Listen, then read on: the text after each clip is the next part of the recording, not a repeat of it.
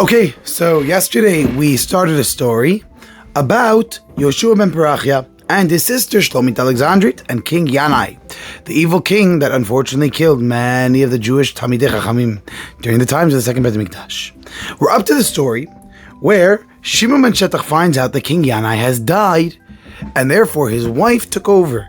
His wife, Shlomit Alexandrit, who happens to be the sister of Shimon ben Shetach. So, where was Shimon ben Shetach at this time? He was in Egypt, in Mitzrayim. So where did he have to go back? He has to go back to Eretz Yisrael. He has to go back to Yerushalayim, the land of Israel. And when he's traveling there, he had many of his students with him, many of the other Talmidim with him. And they stopped by the house of a person that has a hotel. A little hotel.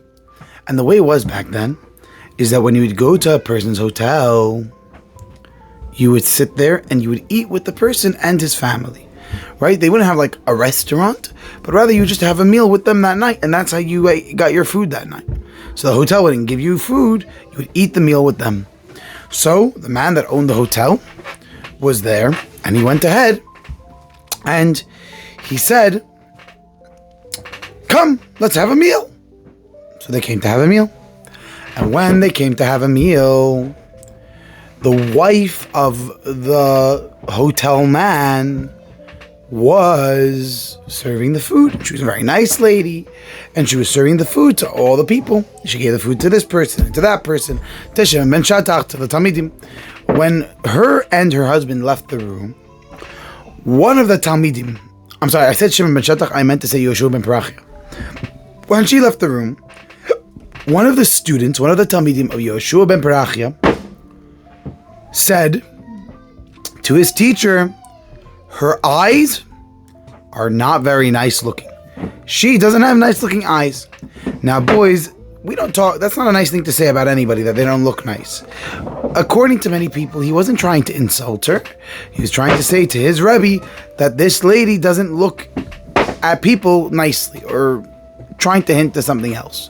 But his Rebbe, YEHUSHUAH ben Parachya, did not realize this. He thought that the man was saying something not nice, and the reality is, in some ways, it was not nice. The man should not have said she didn't have nice eyes. It was not a nice thing to say. And so what does YEHUSHUAH ben Parachya do? He tells his student, "I'm very upset with you." Many people say his student's name was either Yehoshua or Yeshu, some people say. But let's say his name was YEHUSHUAH. The student YEHUSHUAH said, "Rebbe, she doesn't have nice eyes." And the Rebbe was very upset, and he said, "That's not a nice thing to say about anybody. You shouldn't say that somebody doesn't look nice just because of their eyes, or even because of something else. It's not a nice thing to do. Hashem made everybody nicely, and however Hashem made everybody, that's the way they are." And what happened? YEHUSHUAH ben Parachya was so upset that he wasn't going to talk to his student. Not directly anyway. He would let him sit in the class, in the shiur, but he didn't want to sit with him directly and talk with him. And his student, the whole way to Eretz Yisrael, was asking for him to forgive him. He says, "Rebbe, I'm sorry, please forgive me, let me explain myself." But YEHUSHUAH ben Parachya didn't want to listen. He was so upset. They come to Eretz Yisrael, and Baruch Hashem, YEHUSHUAH ben Parachya is okay. It's safe. Not only that, but he becomes in charge of the Sanhedrin. He becomes a part of the Sanhedrin, which is the group of rabbis that decide the laws in the land and make sure that everybody's keeping Torah and mitzvot, and that nobody's going crazy and doing cuckoo stuff. And what happens? The student, YEHUSHUAH, is still asking his Rebbe to forgive him. He's continuing to ask it. And YEHUSHUAH ben Parachya still said nope. Or he didn't say no, but he would not give him any attention. He wouldn't talk to him.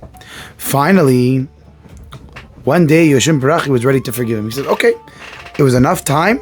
Now I think I should forgive my student." So he comes to forgive his student, and he's waiting for his student to come, and his student isn't there. And it was time to say Shema. So he covered his eyes and he says, "Shema Yisrael Hashem Elokeinu Hashem Echad." He says Shema Yisrael.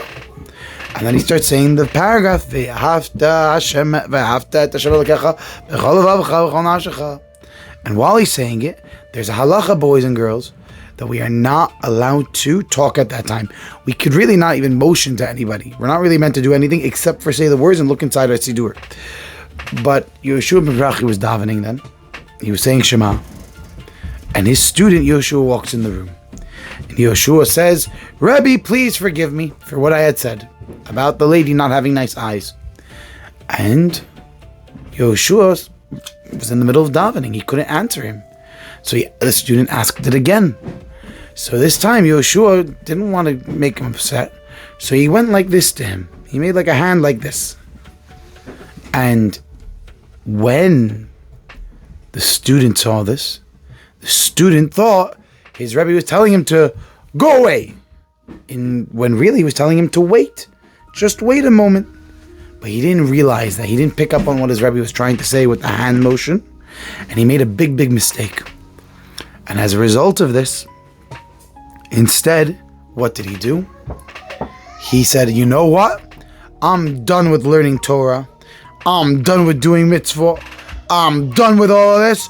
I'm going to go and decide to do my own thing. I'm going to make my own new religion. I'm going to act in my own way, do whatever I want, make up my own Torah. And that's exactly what he did, boys. And not only did he do it, not only was it bad for him, but it was bad for many other people because he got other people to join him, which was very, very sad. And YEHUSHUAH ben Parachya realized that he should have forgiven his student earlier and that he judged his student too harshly. It was too harsh, the judgment he made. And so he says in Pirkei Avot, judge everybody favorably on the side of merit in a good way. You see somebody's taking something out of a bag, don't say, hey, you're a thief. Instead ask him, hi, does that belong to you? Do you have permission to take it? Don't just accuse him of doing something right away. See if maybe he has a reason for it. And so YEHUSHUAH ben Parachya says, judge everybody on the side of merit. Now, boys, there's another story I want to teach tomorrow. Tomorrow is Shiva Asar B'Tammuz, so I can't go through the story right now, but I'll try to go through it maybe tomorrow or the next day. But I'll prepare you for the story. The next story is going to be a story about a man by the name of Shimon ben Shetach, an amazing, amazing man that was actually a friend and a student of Rabbi YEHUSHUAH ben Parachya. And he lived during the times of the second Beis HaMikdash. So remember the name for tomorrow's story, Shimon ben Shetach. Have a good night, everybody.